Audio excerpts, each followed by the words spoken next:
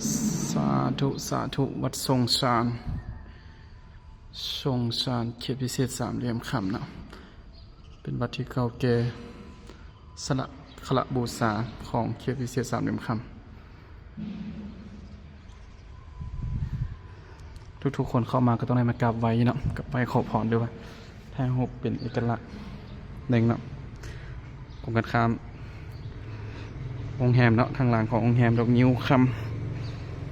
สวยงามหลายสาธุเด้อพระได้กำกับไว้ก็วัดทรงสารเป็นวัดเก่าแก่ของเขตพิเศษสามเหลี่ยมคำในวัดที่สวยงามอีหลีนักท่องเที่ยวมาเที่ยวหลายเนาะวัดนี้สิงโต2 ตัวใหญ่ๆแล้วก็มีบอลจุดทุบสามารถเข้ามาสองทางออกมาได้นี่ถ้าถ่ายสบายดีเด้อผู้ใดเข้ามาเบิ่งเลยก็วัดทรงสารเขตพิเศษสามเหลี่ยมคำถ่ายให้ทานผู้ชมเข้ามาเที่ยวเบิ่งเข้ามาอีกนั่งข้างในมันก็มีหลายๆบทกราบไหว้สละบูชาขละบูชา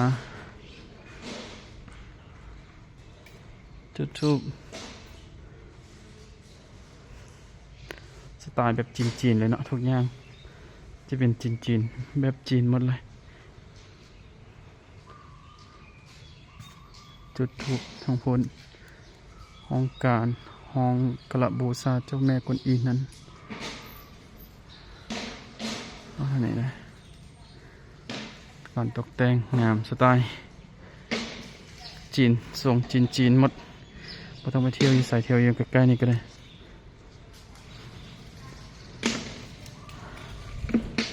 จุดธูปอยู่ห้องกาลบูชาเจ้าแม่กวนอิมสาธุอันนี้เป็นเจ้าแม่กวนอิมนะนี่ก็เคยเข้ามาครั้งแรกนะ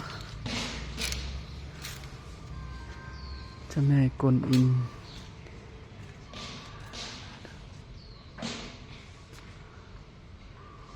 สาธุเด้อพระเทพคำมันเบิ้งจ้ะเจ้าแม่กวนอิมจุดธูป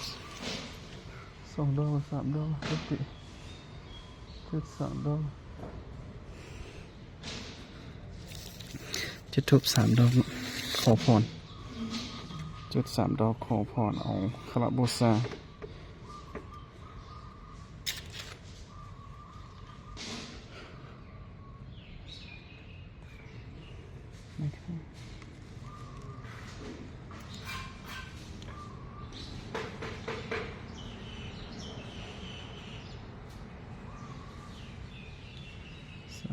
สาธุบุญนำเกินเด้อจุดธูปขละบูชา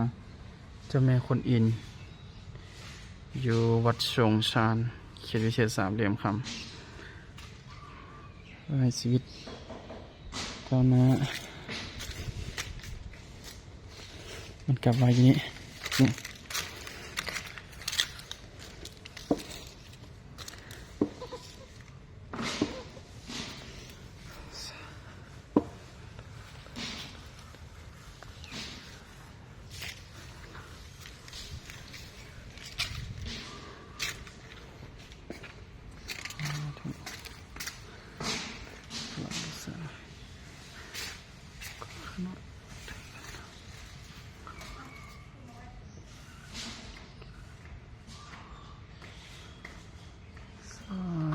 สาธุ